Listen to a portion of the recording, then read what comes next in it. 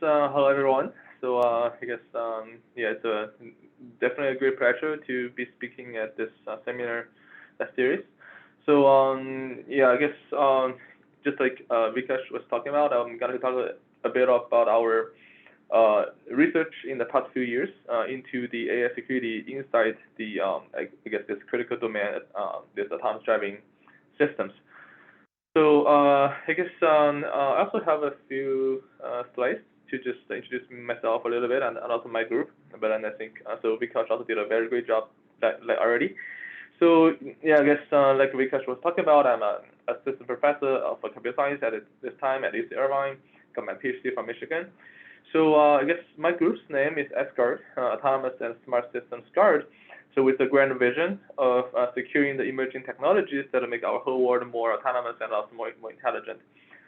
So our key expertise is the AI system network security, meaning the more like cyber physical context like mobile, CPS, and IoT domains, which requires us to consider both the cyber and physical layers in an integrated fashion. So another feature in my group is that besides publishing papers, we also try our best to generate practical impacts. So for example, for the attacks that we discovered, so we always try to make some demos to show their practical impacts, like real-world implications. And also for the vulnerabilities that we discovered, we also try to, we actually always report them to the vulnerability management agencies like CVE, US CERT, also to the developers like Android, Linux, Apple, Comcast, Microsoft, and very recently also to the autonomous driving companies and also US DOT. So in this space of this mobile CPS IoT security, so my research so far has been in this roughly 5 subcategories like CPS AI security, UI security, access control, policy enforcement, and also side channels.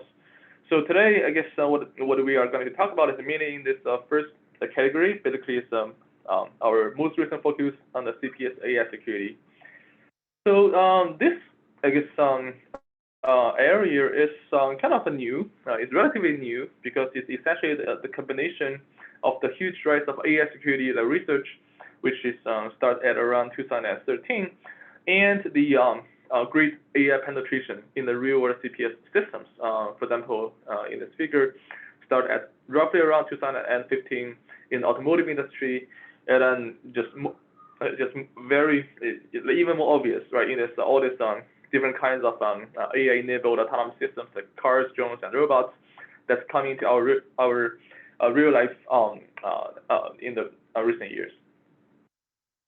So for this kind of systems, it's definitely very important to study their security, right? The most obvious reason is the importance, right? So because this kind of systems, right, if you think about it, they are in charge of a highly safety-critical decision-making process in the physical world, right? And what this means is that for the security researchers like us, right, so the security problems can have unprecedentedly high impacts on the public safety and also the society, right? Just looking at the fatal crashes from like Uber, from Tesla in the past few years. And also, as researchers, we also find lots of research values in this kind of research space.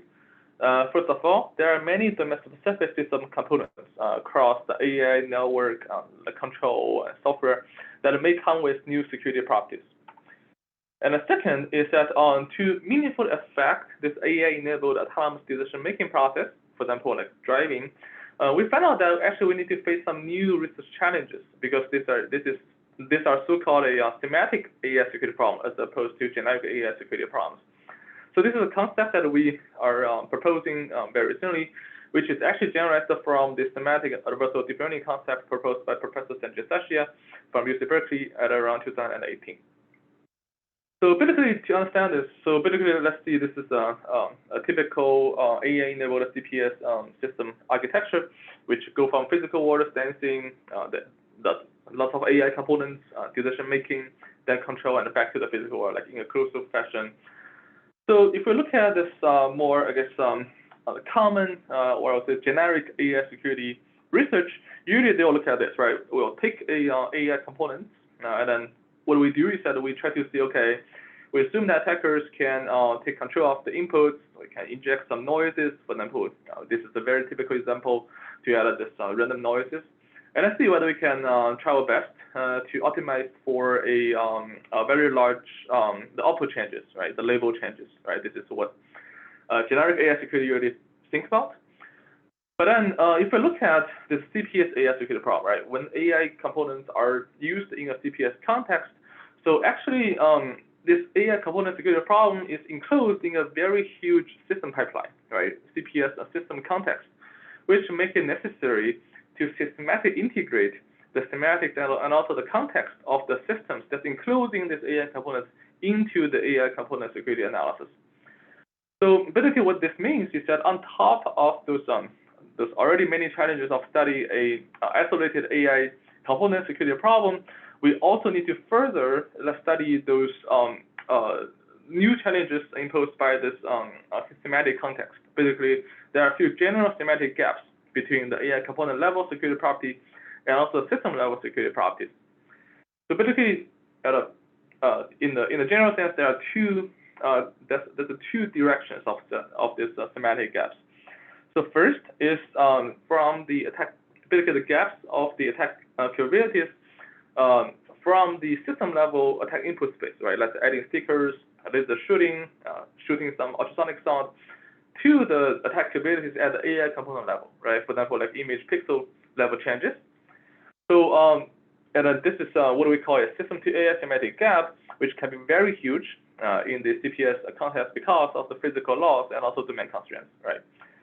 And then although addressing this has shown to be challenging in various different contexts, and then so due to a so-called problem called inverse feature mapping problem, which has been discovered mainly in the machine learning-based malware detection area, because they found out that it's very hard to map a successful feature space attack back to the problem space, right? That was what they discovered. But then in a CPS context, it also shares the same flavor.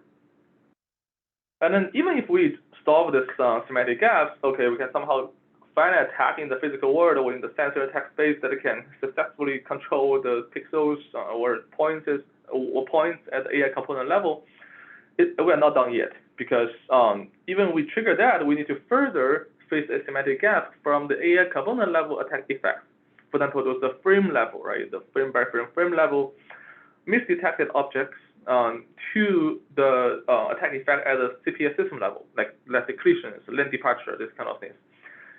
So this is what we call a AI to system semantic gap, which is also very challenging because actually in CPS systems it's very different from many kind of traditional or more static less systems.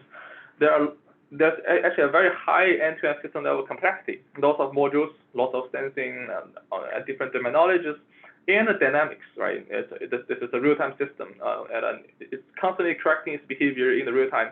The dynamics from the closed loop control less systems, which has also been discovered by quite a few works actually in the recent years, and then very hard to solve as well in many cases.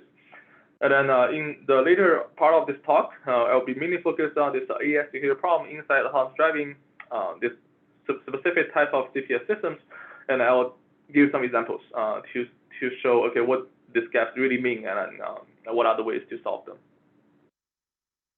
So basically in this CPS AI security area, so my main focus is in the automotive in the automotive and also transportation area.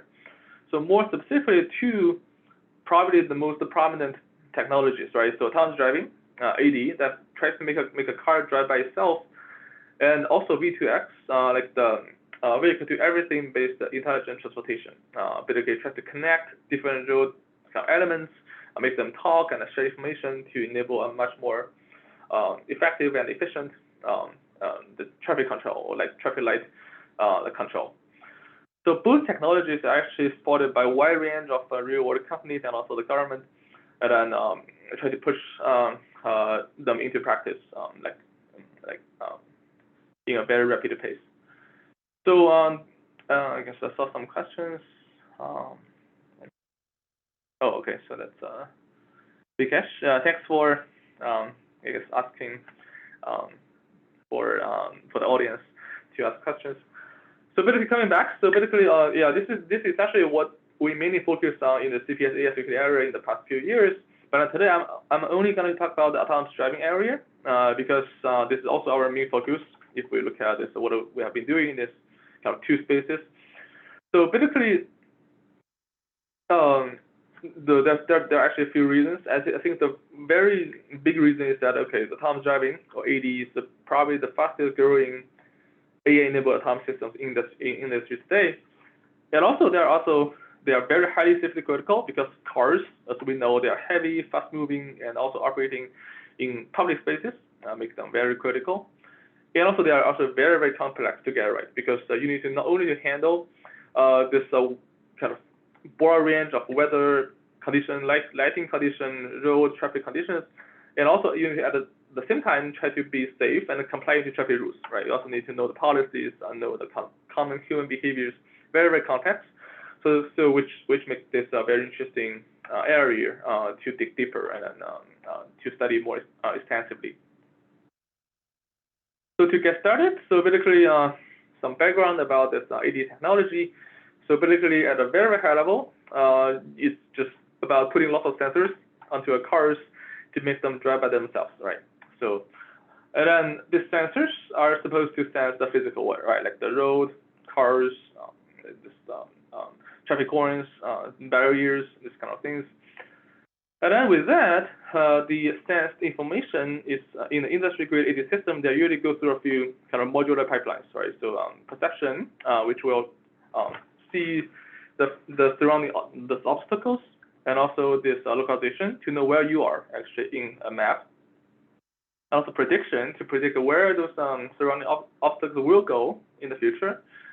And then with that, all the information being collected about the environment, okay, that we need to make a decision about our own future trajectory that should be both safe and also correct.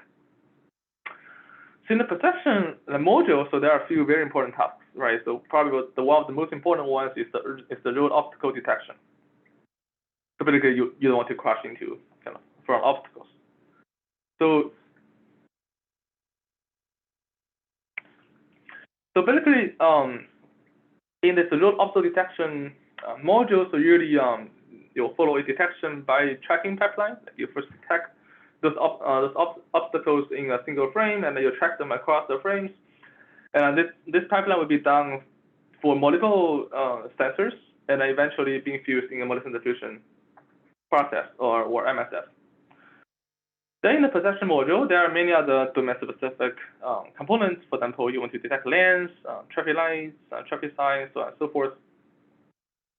And on the other side, in the localization module, so some of the sensors like LiDAR can be used to do global localization by matching the point cloud, and also just along with some other sensors that can be used for localization traditionally. Of course, the high-end ones for the AD grade ones, they also go through a multi-sensor fusion process to generally improve the accuracy and robustness. So basically, if we map to the general kind of AI-enabled CPS schema that I was talking about earlier, essentially on the right part is the autonomous AI stack. Then after the decision making in the autonomous AI stack, then so decided trajectory will be sent to the control module to control it in the physical world and then going back to the physical world. Essentially, this is a closed control process. So if you look at this kind of system diagram, right? So there are a few ways that we think can fundamentally and generally affect the AI-based decision-making process. So first is sensor tags, right? So basically, if you're able to tamper with the sensing process, you can fundamentally introduce malicious inputs, right, into the AI decision-making process. So in this particular case, jamming and spoofing attacks actually have been discovered. All this, at least this 5 ones that I'm listed here, these are popular sensor types used in AD systems. And then if you don't attack the sensing process, you can also move one layer ahead to attack the physical world, right? We change the physical appearance. This can also fundamentally introduce malicious inputs into the AI decision-making process. And then basically in my research, I consider both. We will see examples for kind of both sides in the later part of this talk. So in this like security problem space, the very first concrete work dated back to around 2015 and 16. So basically, their focus is mainly on the sensor side, and what they do is that, and then basically there are just a few Black Hat and DEFCON papers at the time. Basically, what they do is that they will take some sensors in the production AD systems, like a Tesla, and then try sensor spoofing and jamming. So what they find is that they can, just by doing that, they're able to make a real obstacle disappear or spoof a fake one, right? For example, these are some examples left from this prior works in Black Hat and DEFCON. So basically, on the left, this is the Mobileye. This is on the camera side. They shoot some lasers there. And also on the right, this is a DEFCON paper on Tesla, so ultrasonic and on radar, I believe. So what this work has been really focused on is mainly on the sensor side, right? Such as vulnerabilities on the sensor sensing mechanism process, and which means that they actually didn't take a close look into these AI side vulnerabilities. So then on the AI side, so before my group has been working on this, there are very famous line of work. I guess many of you might know this. Is those focused on the traffic sign detection, right? So basically more specific on stop sign. So basically what they have been doing is that, okay, they take a state-of-the-art camera object detection DNN and try to add some malicious stickers and posters on top of it, right? So like something like this. And then what they can achieve is that they're able to make a traffic sign disappear, misclassified, or spoof one, right? So for example, these are some pictures that are on the left, you make it disappear. On the right, you spoof a fake one. And then this line of work actually gets to be, so actually has been shown, in latest work has been shown to work on the commercial systems, like commercial traffic sign recognition systems, TSR systems, as you can see in this video, right? So basically in this case, as you can see, this speed limit sign has some dephasing on top of it, which causes inconsistent recognition results on the vehicle side. So this work, so this now work is, as you can see, gets to be very practical. And then as we can see in our daily driving, we definitely know that missing a stop sign or traffic sign, misreading a traffic sign is very, very undesired. But still, right, when we look at this, so we feel that, okay, so that's definitely undesired. But then that alone cannot directly cause safety damages, right, like crashes, right? Because there are also many other modules like this road obstacle detection. Those modules try to do obstacle avoidance, right? So that's why when my group started looking into this direction since around 2018, so we take a comprehensive look at all kinds of other AI components. So it's inside this, I guess, ADAI system stack, and basically all these yellow boxes are from my group. So and then the ones I show here are actually mostly on design level. The design level vulnerabilities, like for example, the AI vulnerabilities. And then on top of that, we also try to study these implementation level security problems, for example, like software bugs, right, which is equally important to cause the end-to-end consistent level security and safety problem. So interrupt, Alfred. I just had a question before we jump into like the details of each work, and more like a curiosity. So, for example, like in sensors, I think like the real world hardware it's sort of like more like I would say open tech. But when it comes to AI systems, like how closely the stack that we are discussing here is actually imitating, for example, say how it's actually being done in Tesla. For example, the traffic sign detection attack, the lane detection, if I remember correctly, actually had awareness. I'm not sure if it was the exact transformer or like the convolution lane detection model they had, but there was like a very specific. This was more like a white box. It became a kind of like a partial white gray box attack because of that awareness of the sort of like this how the system works. But for example, here, like we are discussing object detection, but the actual system might be using segmentation. We are discussing tracking, but there are many ways to do tracking. So, what's this gap between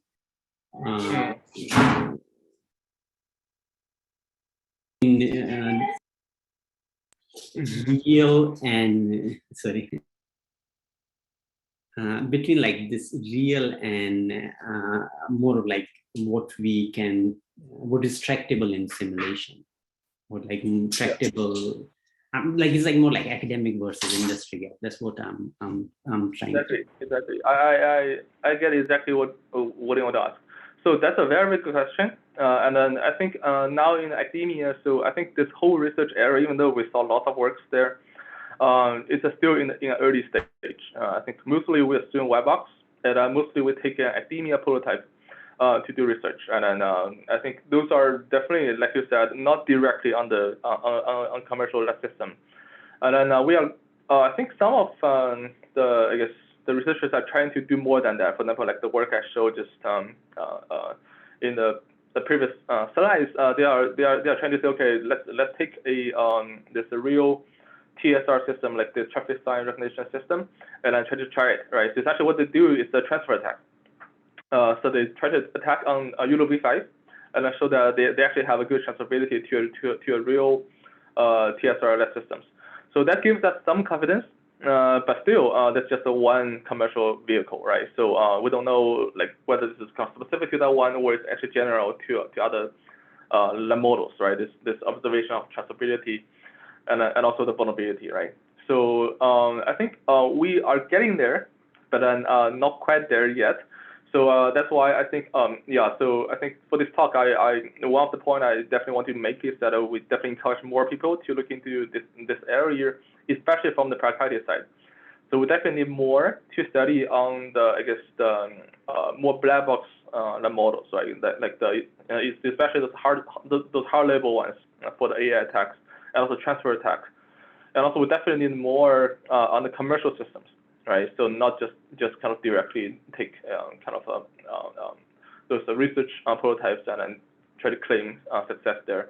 So I think that those are definitely big directions to go. But I think we are inching towards that, I think. And then I hope to see more. Yeah, certainly. Yeah, thanks for clarifying. Okay, so yeah, so basically in this kind of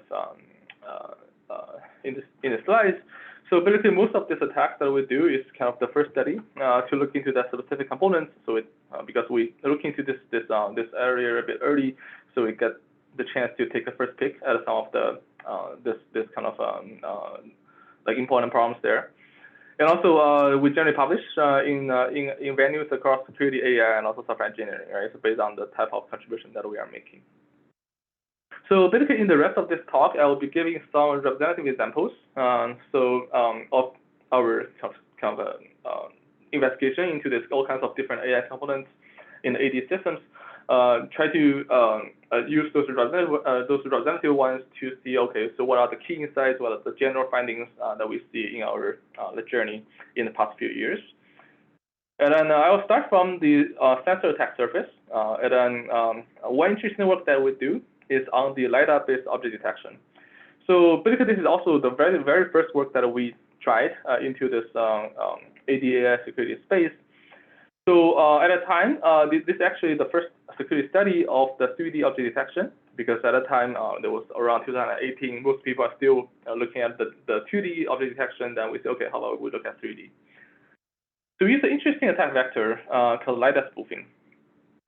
So basically, as many of you might already know, so LiDAR is like this kind of sensors that shoot lasers to the surrounding environment, so that it can use the time of flight to calculate the distance, right? This LiDAR. So then in the security field, that's an interesting idea about how to attack it. So basically, okay, if you use the time of flight, so how about I just show laser back to you, right? So in that case, I can change the time of flight to change the points or move the points around. So of course, the real, this is just a concept, kind of the figure, the real attack mechanism is much more complicated. It's more like this. And this is the real world reproduction of this line of work, this type of sensor attacks. So basically, by doing this, this is what you can achieve. This is from previous work, basically the state-of-the-art sensor spoofing that we know at the time when we work on this project. So basically, what you're able to see, as you can see in this white box, you can see some dots that's being injected, and then you have some level of control about the distance. And at that time, we were very excited when we look at it. Okay, so we finally find some way that attackers can introduce this noise level perturbations into the LiDAR point cloud. But soon we found out that this is actually not enough, because actually we found out that, okay, if you look at this, so this is the pattern that we were able to inject at that time. At that time, so basically, as you can see, it has a narrow angle and also very few points, right? Not many points. And then what do we want to achieve? Is that, okay, we want to see whether we can inject a vehicle in the front near position of the victim, so that we can achieve the maximized attack impacts. But then it's very, very different, right? So both in angle and also in the number of points. And we tried all kinds of different angles and shapes with sample equally in the 360th degree. But then we cannot spoof a fixed obstacle at all, actually, as a state-of-the-art LiDAR detector the model. So then we are thinking, okay, so it looks like this pattern is just too, I guess, the points are too few, the angles are too narrow. But then maybe we can combine this, right, with the reversal AI attack, right, at that time. So it was kind of on the rise, so we wanted to try that.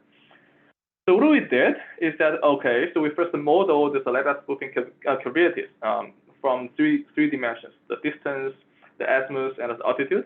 Because this is what the spoofer can achieve after we reproduce the spoofing attack. And after that, we can differentially model this attack capability by using spatial transformation of the attack traces that we collected by moving it in these three dimensions, so that we can actually optimize this attack, the parameters, along with the AEM model, so that it's more of a joint attack in that case. So if you look at this, this is actually a way, if we map this to the semantic AI security, I guess, challenges, this is actually the system to AI semantic gap that we realized later, but then, yeah, this is actually essentially what we are doing there. But if we want to map the attack perturbation capabilities at the CPS system input level, for example, this LiDAR capability to those at the AI component input space, like the DNN model inputs, or in this case, the feature space, which is actually a very huge gap, because as you can see, the LiDAR spoofing capability can only lead to a very small number of points, actually. So it's definitely far from reaching arbitrary control of the feature space. So with this modeling, then we are able to have this joint optimization to address this system to semantic gap, and which actually shows to be very effective. We go from this 0% blind spoofing success rate to actually 75% in spoofing a near front vehicle. And this is actually the first sensor AI co-design attack in the CPS security area. We just call it a traversal sensor attack. And then, and with that, we also tried this in a simulation to see the system level effect, and I find that this can cause emergency brake or permanent stop by putting this spoof obstacle in front of the vehicle. So from this whole study, there's one thing we observe, which is kind of interesting. If you want to conclude something for the sensor attack the capabilities, is that for sensor attacks against AD, so systematic combining the AI set of vulnerability exploitation can actually significantly improve, right? In this case, 0% to 75% success rate to improve this end-to-end AD attack feasibility and also effectiveness. And then we also find that actually this is actually general insight to other studies that we go from the sensor attack surface. And then for these two studies, these are more of like a GPS spoofing. Like it tries to use more strategic GPS spoofing to attack traffic light detection and also the localization modules, which end up just by combining, you strategically design a spoofing pattern and also the series, then you're able to achieve much better this end-to-end this traffic light violation and also this lane departure in terms of localization. But I don't have time to cover those, but then I guess one general observation is like this, if you want to conclude something from the sensor attack explorations that we had in the past few years. So besides sensor attack surface, we also look at physical attack surface actually extensively. This is also very interesting attack vectors. So one interesting one that we did is this work that I published last year in SMP, which targeted this multi-sensor fusion or MSF components. So basically, this is the first study on the security of MSF perception. And this is kind of interesting because at that time, there are many attacks on the single source AD perception, like attack the camera alone, attack LiDAR alone. But then all of them try to discuss that, okay, how to defend against it. Okay, maybe we use model diffusion. It's actually widely recognized as a general defense strategy against existing attacks on AD perception, which makes sense, right? Because we fuse them together. Okay, so you might have more resilience, right, to single source attacks. But this also makes us curious, actually, at the time. So because whether this model diffusion should really be treated as a panacea to the security problems in this in AD security space. So what we did is that we tried to directly challenge this security design assumption by exploring the possibility of effectively and also simultaneously attacking all perception sources. And we start from one representative case, camera plus LiDAR, so both are DNN based. So in this particular case, we use an interesting attack vector, which is we try to have a in this case like a 3D mesh. Then we want to try to have a malicious shape of it, because with that you are able to simultaneously influence both camera pixels and also LiDAR point clouds, right? Because okay, the shape changes can definitely change the point cloud points, but at the same time, if you change the shape, you will change also the pixels, right, in the image. So okay, simultaneous like good, right? Then one way to exploit this is to fool the victim to fail in detecting a foreign obstacle and just crash into it, right? So direct safety impacts. And also another benefit of this is that, okay, once you have this 3D mesh, you're able to make it physically realizable using 3D printing, and also stealthy by mimicking this normal real objects with a broken look, like this traffic cone, like barriers, or even a rock, right? So to achieve this, one of the things we did, the new thing from the methodology level, is that we try to have some customized differentiable rendering and also the differentiable approximation function design for the pre-processing steps, which is actually a very complex pipeline for LiDAR, because they do some cell level aggregation, and then we try to come up with a soft approximation of them. And which is actually in this case, I guess many of you will know this kind of concept. Essentially, what we are doing is in general, we are trying to address this system to AI semantic gap in semantic AI security concept we kind of talked about earlier. Basically, we try to map the attack perturbation capability and the CPS system input space, like the 3D object shape changes, to that at the AI component input space, right? Basically, it's the camera pixel and the LiDAR point cloud changes, which is also, again, a very huge gap because as you can see, those points cannot go too far on the surface of the objects, and it's actually far from achieving a arbitrary feature space changes at the AI input space. And this is definitely very, very worthwhile if we do that, because we are able to achieve actually from lower than 10% success rate to actually 100% by just creating this differentiable mapping pipelines from system to AI. So some demos just to showcase how this will work. So essentially, this is a benign case. So as you can see, there's a 3D printed this traffic cone, benign one. And this is a miniature road that we created in our lab to do this physical experiment. So as you can see, once we move this camera and LiDAR, so of course you can see it's been detected very successfully in both camera and LiDAR. And then for human eyes, this is definitely very obvious, right? Because you can see a very big red object on the left, and also some points, non-trivial points being blocked on the LiDAR side. But once we switch to the adversarial case, then things are changed, right? So in this case, as you can see, this is a 3D printed adversarial object, and on the camera side, you can see some like goosebumps, like those goosebumps on top of the surface, right? Some bumps there. Those are the noises we introduced at the shape level. And on the right, this is essentially, if you look closely, we also have a website, you can see it more closely. That some LiDAR point has been changed to be more noisy, essentially. But just with that, even though for human eye, it's also very obvious, right? On the left, big red object on the on the right, there's some points being blocked. In this case, in this camera and the LiDAR object detector, you just cannot see them at all in both camera and LiDAR across all these frames. And encouraged by this, we further move to the real vehicle case. And in this case, this is a cube initially, and then after the optimization, it becomes this arbitrary shape like a rock.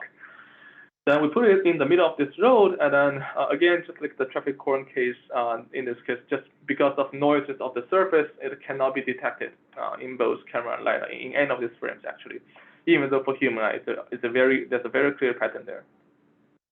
And then actually, yeah, just since I'm in my office, and then we actually have some examples of them. So actually, it's 3D printed. So let me see whether you guys can see it. Right. So essentially, this is kind of the universal like cube, which look like a rock, and I can see this interesting changes. And also, this is the corn, and with some bumpy surfaces. And actually, I have another rock that actually is this two are actually from the same initial cube, but then we use different learning rate and it becomes very different rocks, and then which make it kind of interesting. Yeah. Anyway, so if you guys kind of drop by Irvine, yeah, feel free to. Are you saying something? No, that's pretty cool. Like, and the results and. Yeah. If you guys drop by Irvine, definitely like come to my office and I'll show this to you. Okay. Anyway, so we also have more demos on our demo website. Feel free to check them out. And this is essentially our try on this model substitution. We find this kind of rock. Essentially, what we want to try to find is that we want to see also whether there's some seemingly benign objects in the road that can be used for attack. And we also try this for other ones, right? For example, we want to see whether some stickers, posters on the front of the car can be used to attack tracking. Some of this something on the road surface can be used to attack lane detection. Some malicious driving behaviors on the front car can be used to attack prediction. And also, last but not least, very soon we try this on try to see whether there's seemingly benign road objects can be used to attack planning. So essentially, this all kind of as you can see, this kind of corner case kind of road objects, right, in the driving environments. So basically, I don't have time to talk about all of them here for today, but then general takeaway is that for the physical attacks against autonomous driving or AD, at least so far, we find that because there's many rich, so there's a very high richness of the benign case corner cases in the public transportation environments, right? This essential advertisement, or this rock, this roadside dumped kind of bicycles, this kind of things, and also this like the graffitis, all those kind of things. It's very rich. There's a rich set of corner cases. So we are almost always able to find some seemingly benign elements or setups that are exploitable for attacking the ADA components. All right, that's kind of the general takeaway that we had. So, for example, I think one interesting one is this lane detection, which is we are one of the first. We are one of the first to study a production one of it. So the question that we are asking ourselves at that time is that because of the ROI, the region of interest of the lane detection in the production systems, they are focused on the surface of the road. So what are the things on the road surface can be used to attack the AI components? Now we see this, right? So we see like lots of this kind of dirty patterns, white stains on the roads, and then they're definitely very common. We won't see them to be very weird when we see them. But then they also can form these arbitrary shapes, which is good to introduce some noises to the AI components. So we try this. This is also can be deployed through road patches like this. And then we, again, optimization. And then we found out that this is able to cause the victim to drive out of the current lane within just 1 second, actually, which is far below the normal driving reaction time. These are some videos you can see. This is and again, we start from miniature, this physical world indoor experiments. This is a miniature road. We put a patch on top of it. And then this is a ALC, actually a production ALC system called OpenPilot. And then in this case, actually, you can buy it actually just online to transform your car, like usually newer models, into a level 2, level 3 autonomous vehicle. And in this case, we used essentially this is their production camera. As you can see, in this case, with this patch, the detected landers are able to to be consistently deviating to the left, following this pattern, while in the binary case, it's just always straight, very robust actually. And I also try this to see the system level effect in a real vehicle, and this is we install in our own vehicle. And as you can see, because of this, in this case we do a tag injection, and then the car is deviated very quickly to the left, and I hit this this boxes. And we actually tried 10 times, and then we have 100% crash rate, even though the real vehicle that at the time has AEB, this automatic emergency brake. But we found that they are too conservative. We can hear some beeping, but then they never take control. And there are also some more videos you can see on our website. And then so another interesting case that we did recently, I want to kind of gently bring it, is on planning. This is work that we published in NSS earlier this year. So this is interesting work because this is not a DNN, and this is a program-based like AI components. And then we did a first security analysis of it. So the attack vector is this, like I said, common roadside objects like boxes, bicycles, corns. And then because this is a program-based, we can no longer use gradient descent, this optimization method. So what we do is to use evolutionary testing. And we found that just by changing some positions of these roadside objects, we're able to cause this unnecessary sharp braking, stopping, giving up mission-critical driving decisions like this. And for example, in this case, there's a boxes on the left and then a core on the right, and this is able to cause this AD vehicle to have a sharp full stop at this highway off-ramp, and then stop there forever actually. And this is actually not so uncommon if we look at these real pictures about this corners on the roadside. And we also a real vehicle experiment. In this particular case, we use a traffic can, use a trash can, and also a box, because in this case, this is no longer a perception attack. There's no perception of vulnerabilities. So arbitrary objects, any objects can trigger this. You can use a trash can, box, traffic cone, whatever. And then in this case, it is able to cause this end-to-end system level effect. And we also have some demos there. So basically, I think this is kind of I don't have time to talk about all of this, but this is kind of what I will try in the past few years to look at different AI components inside this industry-grade AD systems. And we also try to do responsible disclosure to those related companies, and then we are able to trigger over 30 companies to start a vulnerability investment. This vulnerability investigation. And then also, even though you can see we took probably the first look at many of these AI components, but then we are definitely not the only one there. There are many, many more join this kind of new research area. So for example, all this works, so you can see are actually publishing more and more in the top tier places in security and AI, and also software engineering.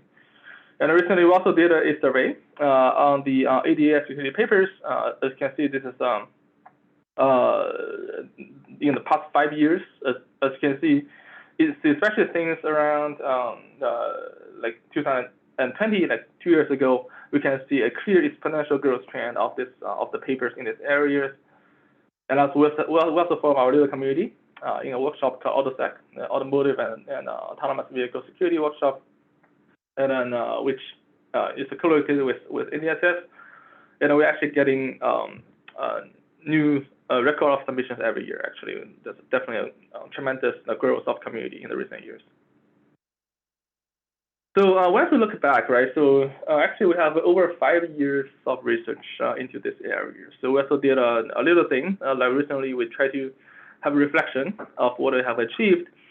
So we conduct the first this kind of systemization of knowledge efforts on the semantic AI security research in AD.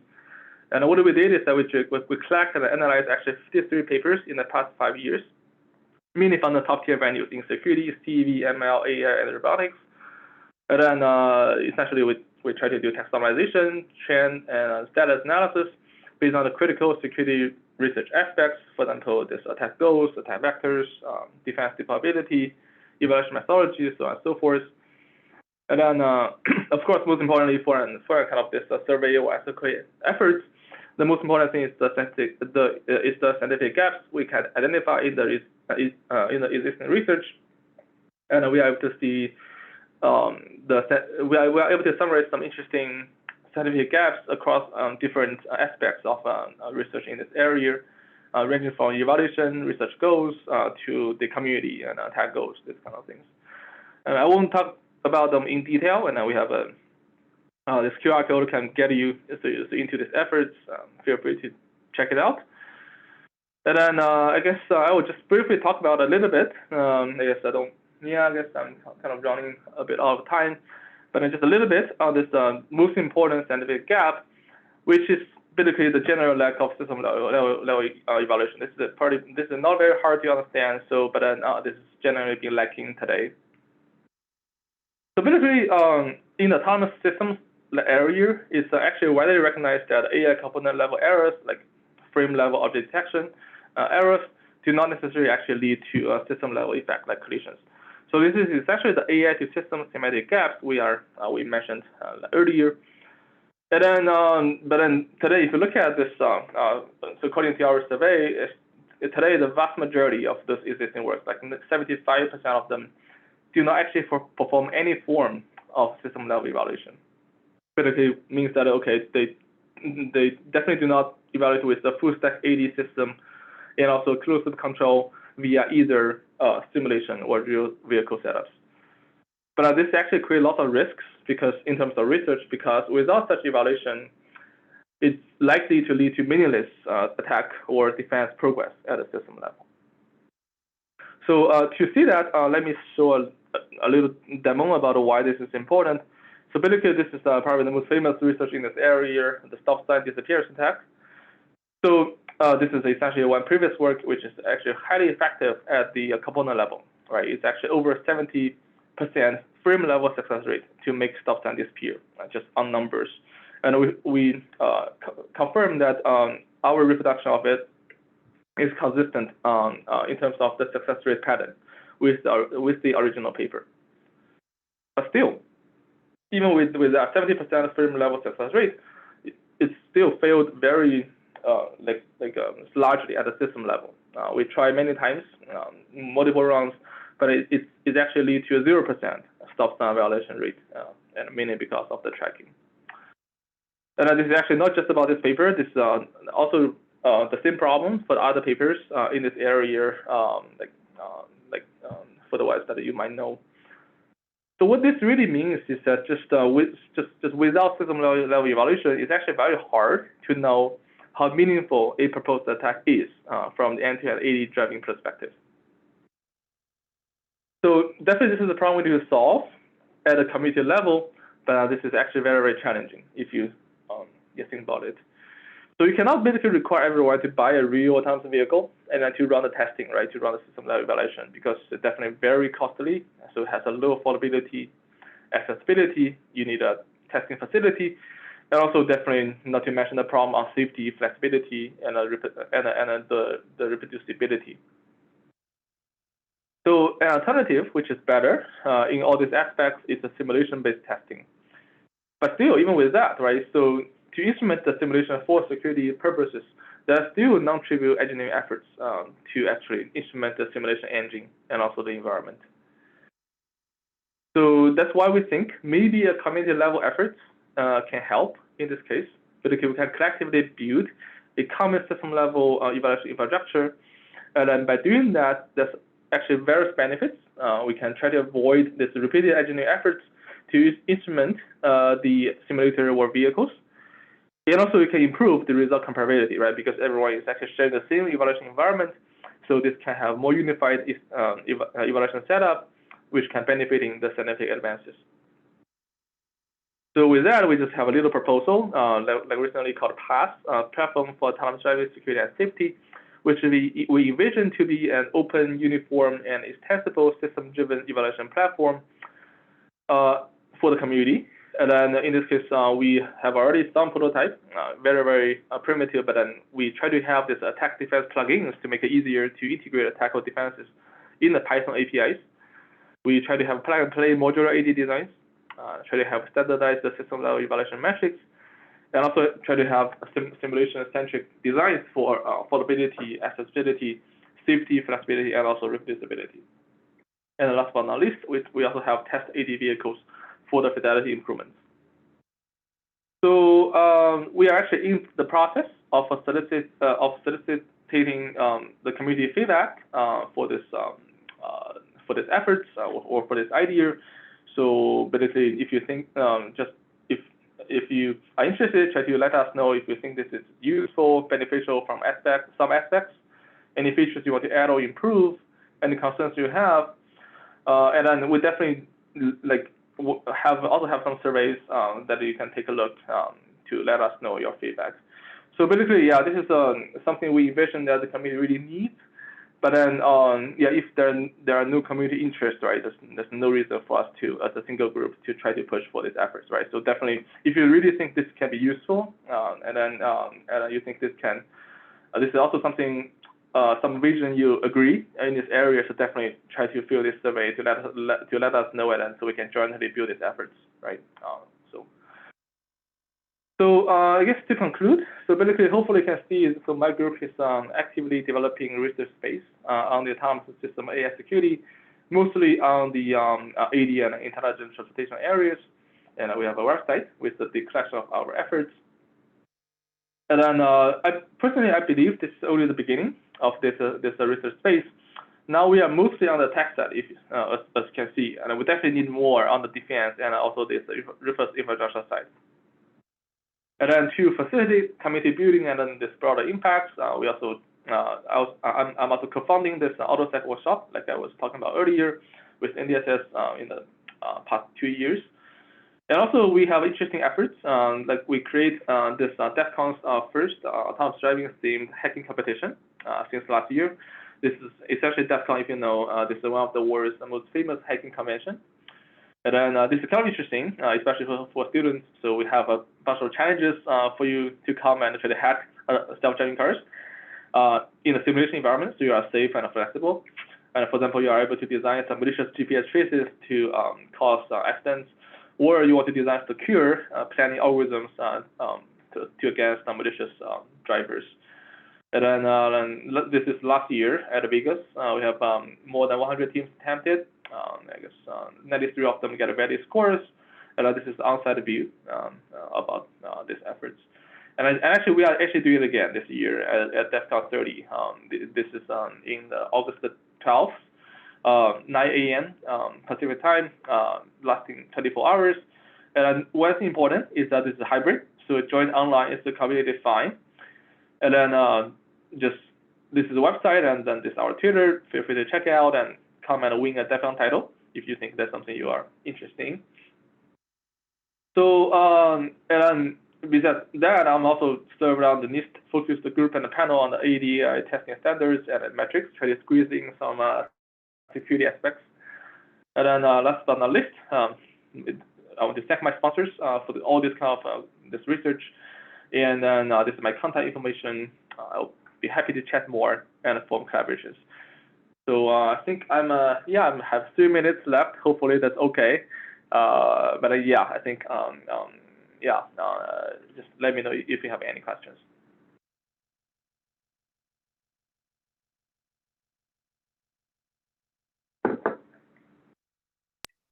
Yeah, let's thank our speaker for the amazing talk, and I guess virtually or physically. But yeah, any questions, anyone?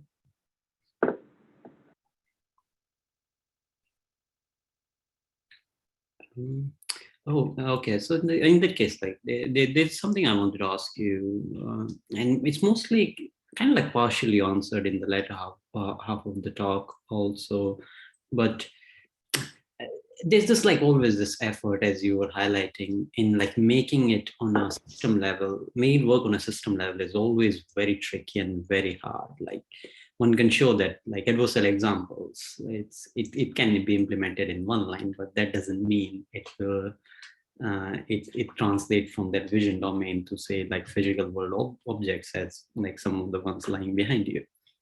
So like overall, like what's your the synthesis among like as I guess you're the right person to ask this question to, is like, if you consider all these sensors, how much effort it takes to go from, like, even in some cases the attack is also not known, but even when the attack is known, to really make it work, like, is it?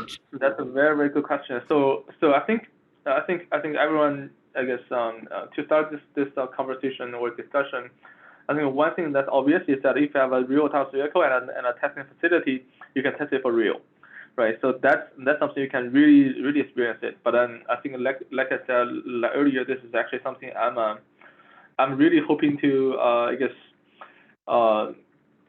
to highlight in this kind of community efforts is that, okay, so we cannot require that and otherwise it's just that only a few groups can actually do this kind of research. So I think, so we cannot really require that at the community level, and also I think but still, how do we still try to get some system level effect, right? Like close to the control aspects and also the full stack system, right? So I think the simulation might be a middle ground, because actually in the simulation there are many efforts recently trying to make the simulation more fidel. And then in the simulation you can have you can avoid safety problems, and also you can try different scenarios in a very cheap way.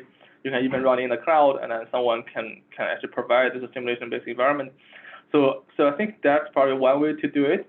And then I think with that, you can probably more concretely experience, at least to some level, that how difficult it is to actually create a system level effect. So for some of the attacks, it's not that hard. Back to your question, for some of them, it's actually very hard. So especially for the very, very upstream tasks, like for example, you're causing a frame level some noises at output, especially it's not like consistent, not always 100%. It's like it's like maybe 50%, 60%. So you don't know whether that's enough to actually cause a system level effect. So I think the best idea is to try it out. And then this is essentially what we are trying to do with this platform. We try to make it easier to have a plugin for attack and defense, so that once you plug in, then you are able to run it in a standardized pipeline to test it out. So you avoid the engineering efforts, but also you can experience how close you are. I think that framework is really helpful, like reducing that overhead for anyone to try out the idea. By the way, this is like really just a curiosity. You showed a couple of pictures of actually the autonomous cars, but does your lab like maintain like a fleet or something to really like test out against a couple of them?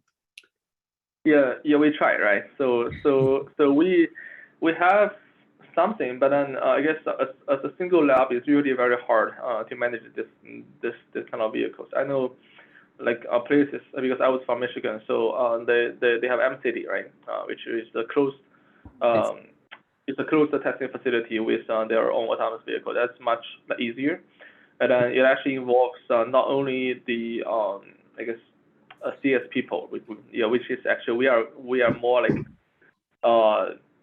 we actually usually consider like farther than many other people to this area, because actually the mechanical engineering and also civil engineering people are closer to real autonomous vehicles. So so those kind of testing facilities, they actually can have this people from different backgrounds, different expertise to come together to maintain these kind of things. So that's why so for me, if you want more people to work on this area, you have to find a way to actually perform meaningful research and at the same time don't incur this high overhead in maintaining a physical facility. So that's what I'm trying. So this is what we try to do in this platform, and we definitely, because this is why I guess So hearing your feedback will be good, because I guess different groups have different requirements, and then those requirements, some of them can be very hard to do to make it fit out, but some of them may be. So based on that, so at least we know how much of the things can be done meaningfully in the simulator, and then some of them have to be in the physical. So at least we know the boundary there, and then in the future we can try to kind of resolve that.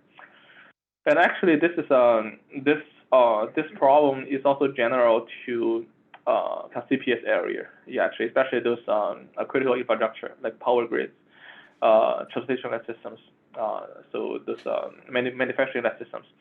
So previously, I guess a few months ago, I was at this CPA meeting from ASF. I was hosting this cyber physical security and privacy breakout session, and this is pretty much the biggest needs from the community. Okay, we need something that's meaningful because we don't want to kind of work on some hypothetical setup that when we bring this to industry, people say, okay, we don't do that, right? So very far from applying to what we are doing.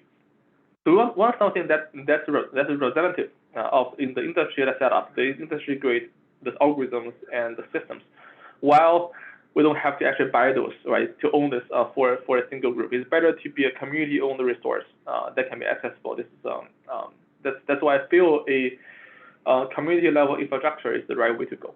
It's not, we shouldn't require individual groups or every groups to have their own setups. That also will prevent this comparability of their results because everyone is in a different physical setup. Yeah, this common test bed certainly looks promising actually, and yeah, like we'll be happy to, like, the slides will be, recording will be public, so anyone can actually like scan the codes and take a look. Yeah. So I mean, if you feel this can be useful, because now we have a little setup basically for our own group needs. But then if you want to open this up to the community, so we definitely want to know that the community wants it, right? So and then we want to see whether there are enough interest so that we can share I guess this as a common ground to do research, right? Standardize the common ground. But then I guess if there are no interest, then yeah, probably we are probably also not in the position to actually do this for the entire community. Yeah. Mm-hmm. Do we have any other questions? Otherwise, yeah, let's thanks the speaker again, and yeah, thanks a lot for the amazing talk. And on the logistics side, I guess we will have our next talk scheduled next Tuesday. Maybe like we are still debating whether kind of like reduce the frequency of these talks. So yeah, we'll post that information, like those details on the seminar webpage or in the Google group. But yeah, see everyone in the next talk. Thank you.